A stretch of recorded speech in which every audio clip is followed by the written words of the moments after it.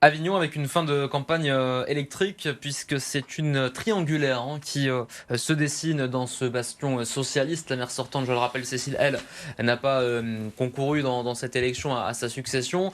Les socialistes qui se sont qualifiés tout comme les insoumis et les deux ont décidé d'une union face aux deux listes de droite d'un côté, les divers droites, Olivier Gelzi pour l'incarnation et le Rassemblement national en deuxième position incarné par Anne-Sophie Rigaud. Union donc des gauches du côté d'Avignon et ça fait particulièrement parler parce qu'on parlait tout à l'heure, on entendait parler Franck Aligiot de la jeune garde qui est impliquée, qui a fait le débat avec la mort de Quentin Dorenc à Lyon. Raphaël Arnaud est député de Vaucluse, député d'Avignon, et ça Olivier Galzi ne l'a pas oublié. Une campagne donc qui s'électrise, on voit ça avec Bettina de Guglielmo et Alexis Puyette. Une fin de campagne électrique à Avignon. L'ancien journaliste Olivier Galzi, sorti en tête dimanche dernier avec 27% des voix, ne digère pas l'alliance entre les candidats PS et LFI. Le candidat socialiste a créé une alliance de la honte. Et en plus, LFI ici, c'est pas n'importe quel LFI, c'est le bastion de la jeune garde. Raphaël Arnaud, fondateur de la Jeune Garde, député d'Avignon, condamné pour violence volontaire en réunion. Je trouve que c'est absolument scandaleux. Hier soir, le candidat d'hiver droite a organisé un rassemblement avec ses soutiens. Ils représentent la gauche, ces gens-là. J'ai toujours voté à gauche et d'un seul coup, je me retrouve avec des gens qui sont des ayatollahs de la pensée unique. Une fusion choquante également pour la candidate RN Anne-Sophie Rigaud, arrivée deuxième au premier tour. Alors c'est une fusion contre nature entre le PS et LFI que je qualifierais d'alliance de la honte entre David Fournier et l'extrême gauche la plus brutale, la plus antidémocratique qui puisse exister en France. David Fournier, PS et Mathilde Louvain, LFI ont obtenu chacun 19% des voix dimanche. Cette alliance assurerait potentiellement leur victoire. Cette fusion, elle est là pour contrer une menace. On a d'un côté la droite réactionnaire et de l'autre côté l'extrême droite. Avec la liste Ensemble et Solidaire, eh bien, on représente la seule alternative aux idées réactionnaires et fascistes. LFI et le PS ont refusé un débat avec Olivier Galzi, trop violent dans ses propos selon eux. Un militant de gauche a d'ailleurs déposé une plainte contre un soutien de l'ancien journaliste après un incident sur un marché mardi dernier. Bon, on sent bien que c'est tendu du côté de la Cité des Papes, parce que je le disais, il y a une place à prendre et peut-être un tournant à prendre dans cette ville. Une alliance de la honte, ça revient beaucoup, et pas qu'à Avignon, pas qu'en Avignon, dans plusieurs villes de France. Est-ce que vous comprenez aujourd'hui que cette alliance entre les Insoumis et le Parti Socialiste localement, quand on sait qu'il y a effectivement cette incarnation de la jeune garde, est-ce que vous comprenez qu'elle choque cette alliance ? C'est pour Lati, moi. pardon. Non, mais je suis très discipliné, j'attends que tu donnes ma parole. Bon, à la maison ici. Il y a 2 ans, 1 an et demi presque, la gauche et l'extrême gauche s'alliaient dans le cadre du NFP. Et ça ne choquait personne puisque l'enjeu nécessitait qu'il y ait une alliance des gauches pour remporter des élections. Presque 1 an et demi, ça devient une vraie question polémique. Pourquoi ? Qu'est-ce qui s'est passé ? Je pense que la raison, c'est finalement le discours, le positionnement, les actes, les prises de position de Jean-Luc Mélenchon, qui a sorti un petit peu ce positionnement du cadre légitime, presque républicain, parce qu'on parle maintenant d'une extrême gauche qui serait hors de la République, et qui vient questionner ça.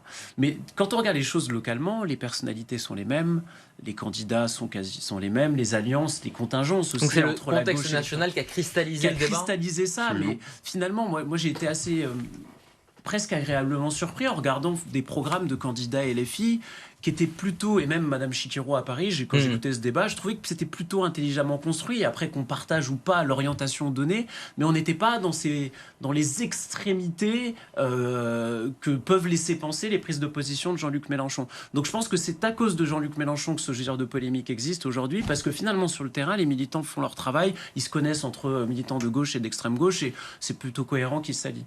Hervé. Quand on voit que LFI fait le même score que le candidat PS à Avignon, malgré toutes les polémiques qu'il y a eu autour de l'histoire de la jeune garde, de la mort de Quentin Dorenc, toutes ces choses-là, on voit que sur l'électorat à Avignon, ça a une prise limitée. Ensuite, il faut rappeler que en 2024, au moment des législatives, Raphaël Arnaud était arrivé sur le terrain avignonnais un peu parachuté, puisqu'il n'est pas originaire du Vaucluse. Il y avait eu une primaire à gauche avec le candidat investi par le PS. Raphaël Arnaud en est sorti vainqueur.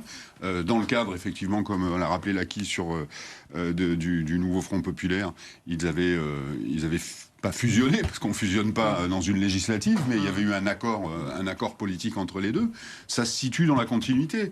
Après, il est dans l'intérêt stratégique de M. Galzi et de Mme Rigaud, de dire qu'effectivement c'est l'alliance de la honte, que c'est l'entrée de Jean-Luc Mélenchon à l'hôtel de ville d'Avignon. Enfin, je veux dire, ils ont tout à fait intérêt à faire peur à l'électorat pour essayer de gagner un maximum de voix. Mais on voit quand même qu'à Avignon, il y a une espèce de solidité PS et LFI. Et c'est vrai que Jean-Luc Mélenchon, c'est un peu le drapeau rouge qu'on agite même à Marseille pour dire attention, si c'est Payan qui passe, c'est Mélenchon derrière, etc. Juste sur la personne d'Olivier Galzi, il y a aussi figure atypique dans ce débat politique, puisque figure nouvelle, ancien journaliste de chaînes d'information que vous connaissez sans doute, certaines n'existent plus, qui s'investit dans le débat local, ici en Avignon, première candidature, et il est déjà en tête.